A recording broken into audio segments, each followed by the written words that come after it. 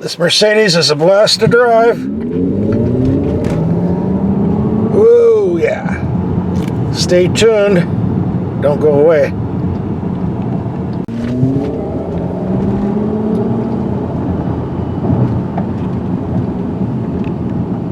A couple of months ago, Mercedes sent us one of their excellent S-Class vehicles to do a YouTube video on our channel. Here it is, a real beaut, over 100 grand plus.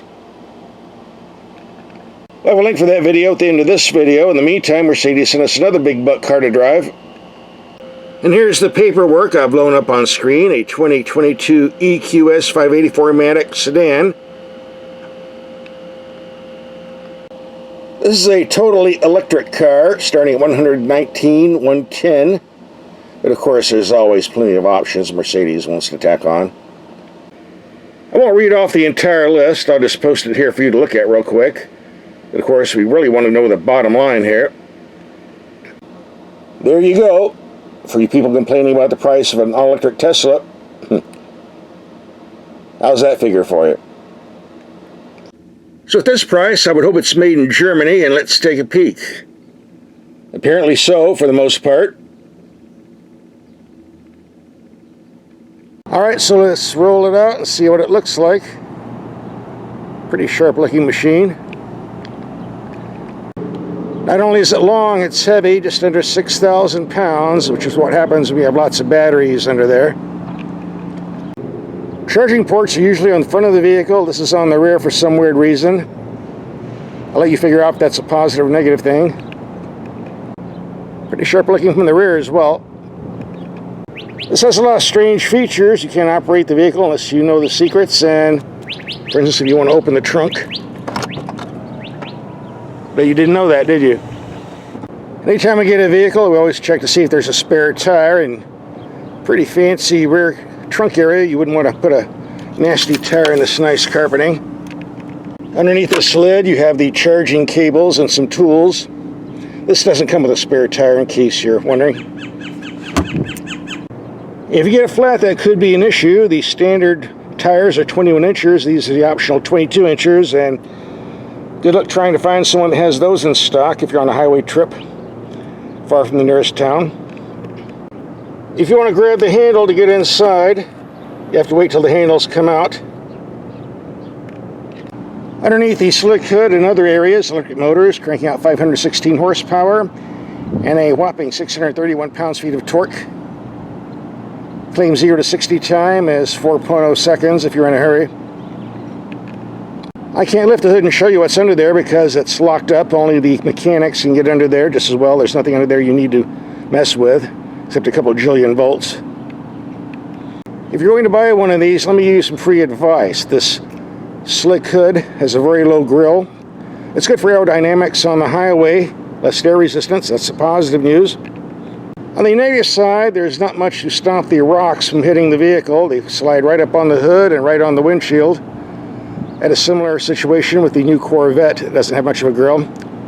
Do not drive behind trucks. This windshield will get destroyed by rocks and pellets. Don't do it. Stay far away. In fact, even pickup trucks. You can get a lot of damage here. That's the price you pay when you have a nice aerodynamic design. Alright, let's talk about the charging system.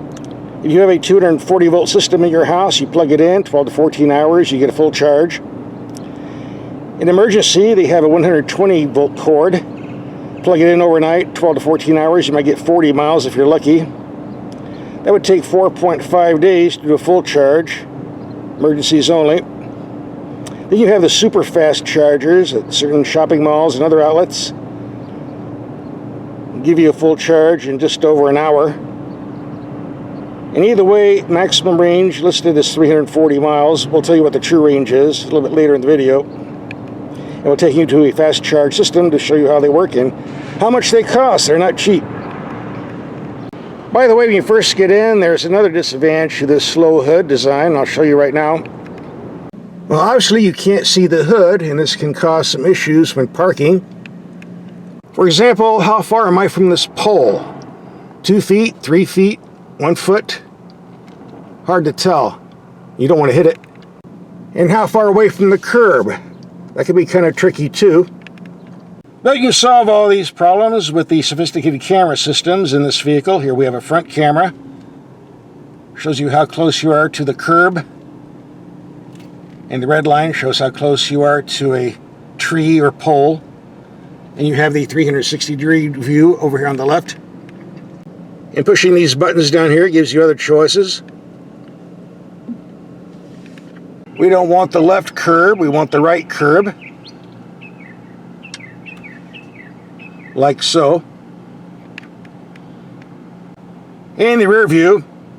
So the first thing you need to do when you're driving this vehicle is learn the camera system before you leave, because without this, you're going to have a heck of a time parking this without hitting something.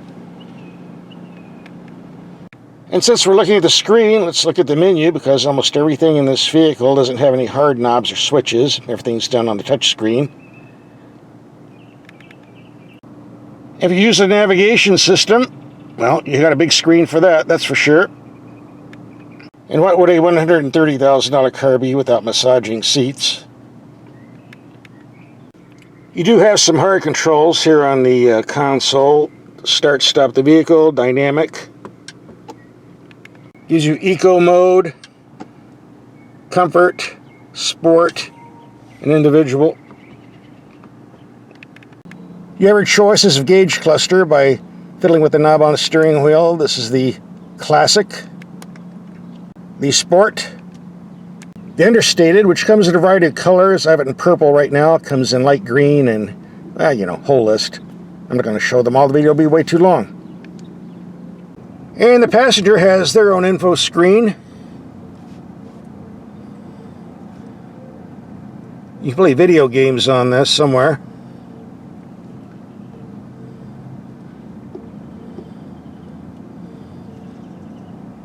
Well, trust me, it's there. Mercedes did a fantastic job on this cabin. Great materials and workmanship. Only have one tiny little gripe. And that's the stupid-ass pillows they put on the headrest. Very, very annoying. I can't stand these things. They rub on your head. And, well, bottom line, I don't like them. They are removable. This was my car. This would go straight in the trash. Well, after I buffed the car with it. Yeah, that's what these are good for. Waxing and buffing your car. But they want these back in mint condition, so I can't do that. And as we do in all of my videos, we're going to be taking these headlights out in the dark so they perform and show you how cool the cabin lights up in the dark too. You don't want to miss that, so don't go away. I'm not going to show you all the features of this car. A lot of other YouTube videos have already done that. So let's go to part 2, take this out and do some driving. By the way, this is real wood, and this is real leather. Hard to tell, but it is. By the way, in case you haven't noticed, the heads-up display is very bright in the daylight. Very impressive. And with the slanted windshield, we do get some reflections, of course. Like right there, which is to be expected. Alright, let's start with the power steering, and like most electric cars, there's very little feel, very little feedback, and response is kind of bland. Just seems to be a trait on these type of vehicles for some reason. Odd, because I looked it up and this has rack and pinion steering, which is supposed to be pretty sharp, but guess not. I have this in the sport mode, by the way. I don't think the average person will really care about the steering.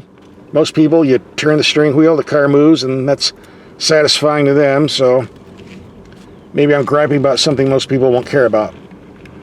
If you want some quick acceleration, this car delivers.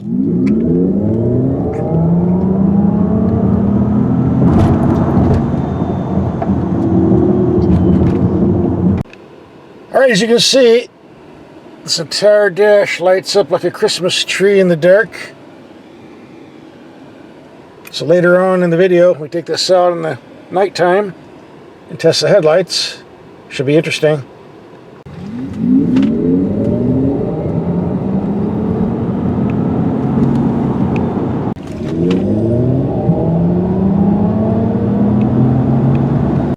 Yep, don't go away.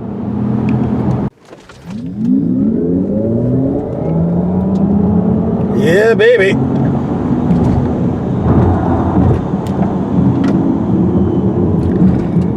Being a Mercedes, the brakes stop in a hurry, no doubt about that, but the pedal, like the power steering, has no feel. Kind of like putting your foot in a bowl of Jell-O.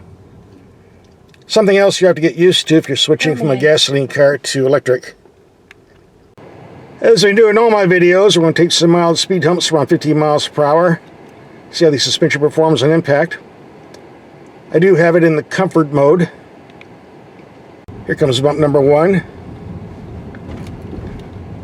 Very cushy, didn't feel a thing.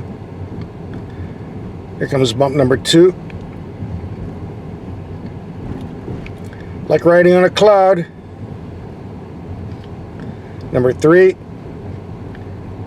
And number 4, the big nasty one. Hardly felt a thing. Thumbs up for me. I have been driving this on the street a bit, and definitely it's one of the smoothest, quietest rides you'll ever find. Mercedes engineers definitely did their homework on this one. This is going to be great for long trips. Until you run out of battery juice, anyway. At the moment, we're at a fast charger, and yes, these are fast. In 40 minutes, we racked up 220 miles on the battery. Extra range. That's the good news. However, the fee for doing so was $34, which means if I want to fill this up to the full 340 miles, we'll be looking around $50. They could buy about 11 to 12 gallons of gas, depending on where you live. So for comparison purposes, on a gasoline car, you have to ask yourself, how far can your car go on 11 to 12 gallons of gas, compared to the 340 miles we're getting on this. Now, the morons in Washington have given us $5 gas prices. The advantage is still with the electric, but not by much, if you're using the quick charger anyway. With your 240-volt home charger, it's a lot less expensive.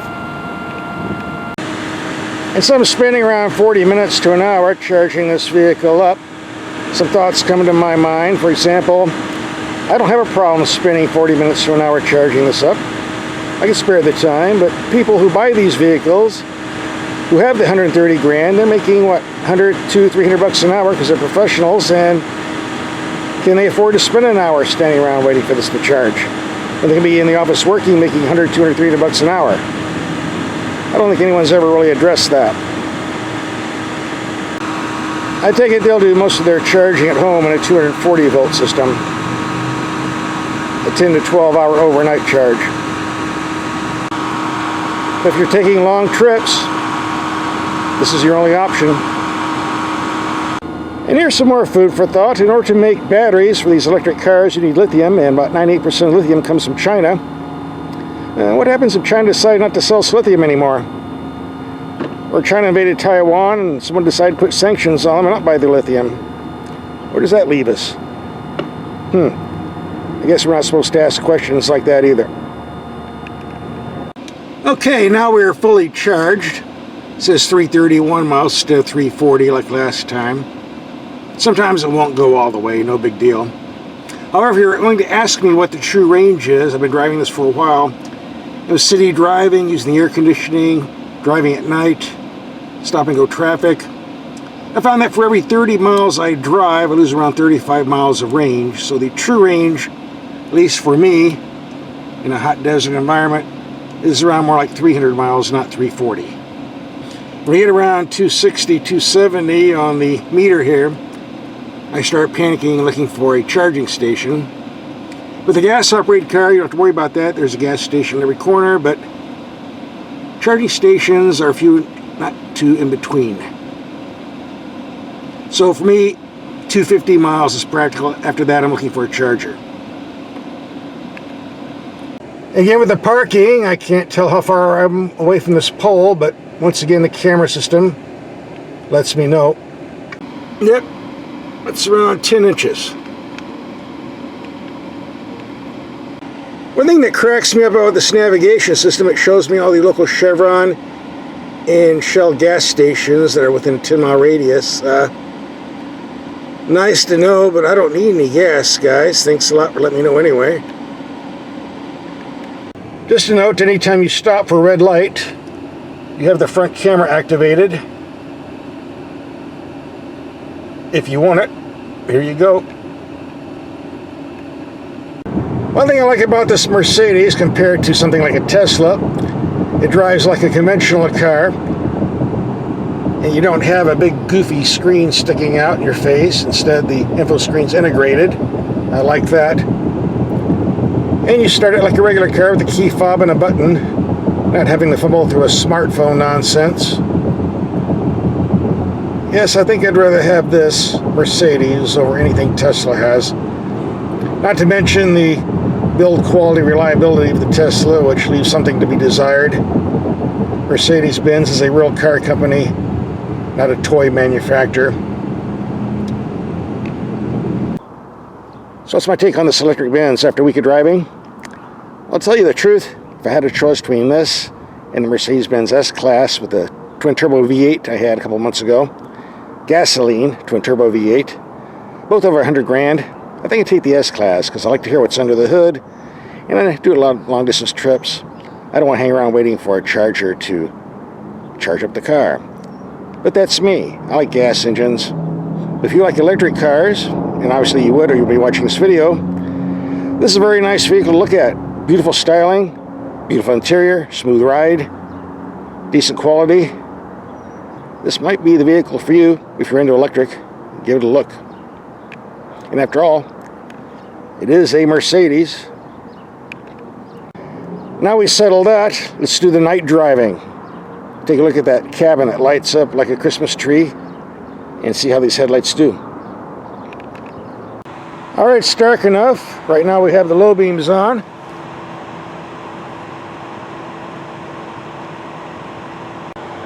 Now the high beams. I see the high beams are those three little cubes on the bottom there. Enough about the headlights. Let's go inside and check out the cabin because that is where the action is. Alright, the navigation certainly lights up in the dark. I'm still kind of puzzled as to why we have all these gas station icons. There's the Shell, there's the Chevron. This car doesn't use gas. Why do I need to know that? I don't know, if you get a flat, maybe they can fix the tire. The air controls light up pretty good. Same with the passenger info screen. Here we have the understated gauge cluster. Push a button, it changes over to this. The Classic, or my favorite. The Sport, and I'll show you why this is my favorite once we get rolling. And the little buttons on the steering wheel light up pretty good. Very easy to see. Same with the door controls. The energy flow screen. And certainly the resolution on the camera is good at night just as much as the day.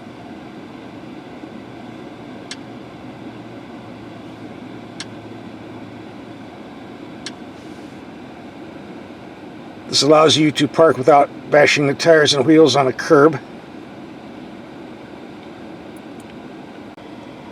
And the reverse camera with the 360-degree view. Lots to entertain you here. And the heads-up display is very easy to see in the daytime or the dark. Yeah, Mercedes did a pretty good job on that. I don't like these, I turn them off, but if you turn them on, you'll be pleased. Turn it off, go away. And right now, all of the cool lights are blue, but if you get on the screen, pick your color.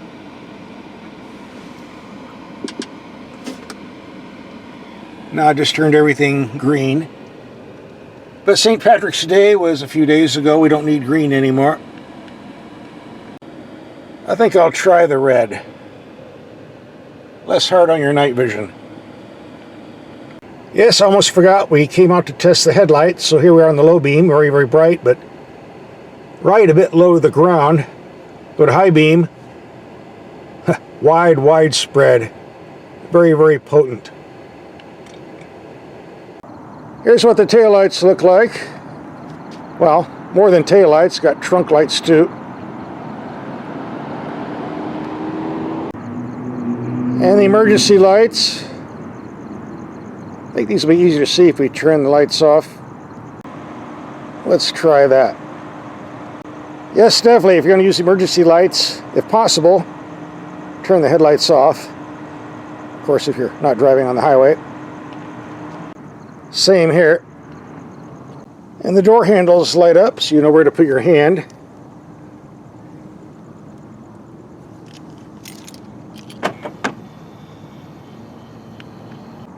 And when you unlock the car, the Mercedes emblem glows on the pavement, so you can find your car, and everybody will know you're driving a Mercedes-Benz. Kind of like the bat signal, except it's in the wrong direction. I'm told these are active headlights that turn the same direction as the steering wheel, which comes in handy corners, and yeah, it does appear to be the case. Although they don't turn as radical as some other vehicles I've driven. I believe you can turn this feature off if I recall. But I don't want to turn it off, so I'm going to leave it alone.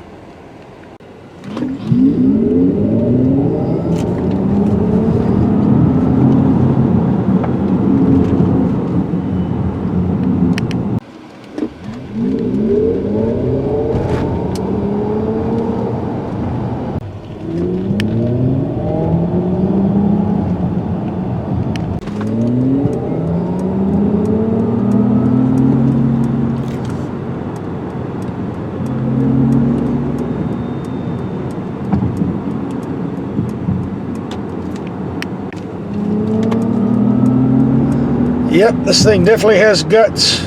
Passing power is no problem. Plus you get a free light show.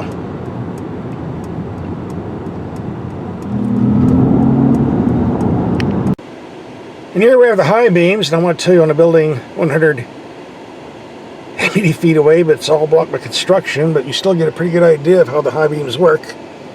Even woke up the security guard down there, usually he's sleeping. Low beams, almost going out. Overall, these are pretty good lights if you put it on the high setting, there's no doubt about that.